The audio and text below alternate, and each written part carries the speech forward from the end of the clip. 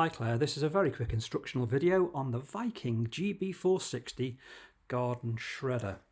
Before you start it each day, there's a couple of quick checks you need to perform.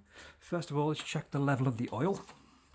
So it's the yellow cap on one side, and you'll see there's two little indentations, and the oil should be just between the two there, which it is. That's quite good. Pop that back on, quarter turn tightens up.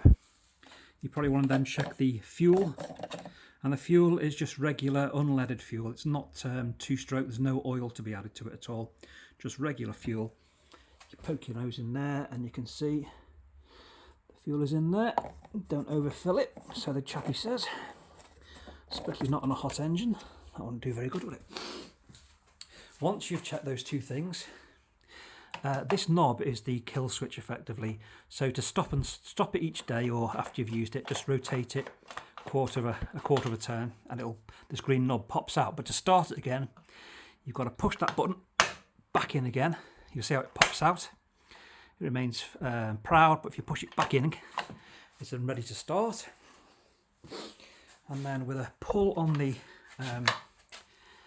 handle, there's a little foot place. You can put your foot in there to stop it coming back on you, and just give it a sharp pull.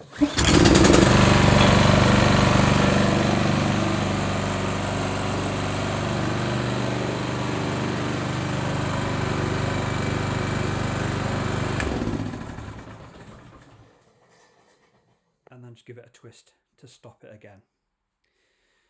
Obviously you should be wearing hearing protection, eye protection and gloves. There's two entries into the unit. The top entry here is for smaller bushes and brambles, and the bottom one here, if you flick the little green lever up and bring it back further than you think you would normally, it goes, there you go, it comes quite far down. And that one there has got like a little picture, if you can see that there, of trees and branches and leaves. That's where your branches go in. There's actually a very large cutter within here, has two cutters actually.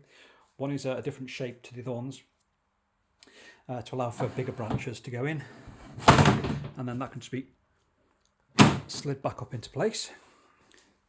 If you do get a blockage, and he did say if you overfeed it, it'll the engine will start to, speed will start to drop off and you'll stall it.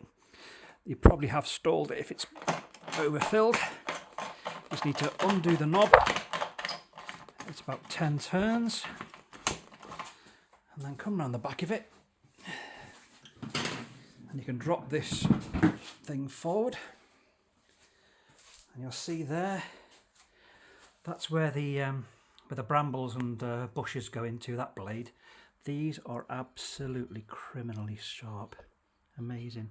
And these bits here just drag the brambles in. They're not as sharp. There's actually another entrance. Say you blocked it up with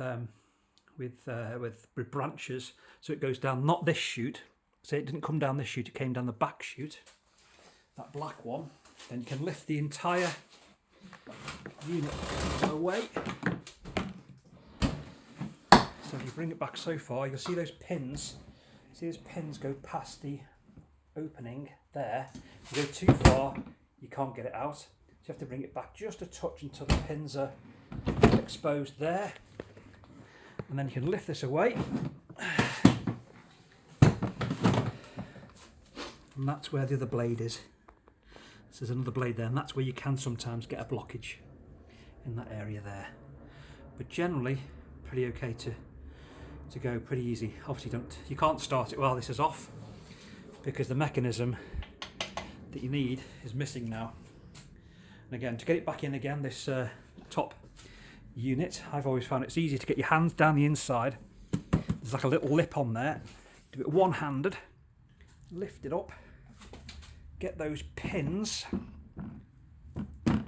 in location, slide it back across and in.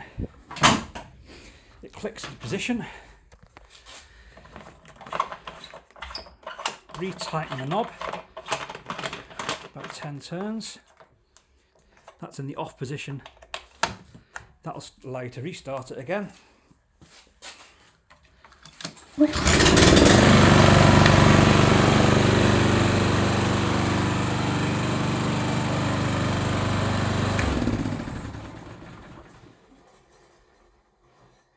there you go, simple as that.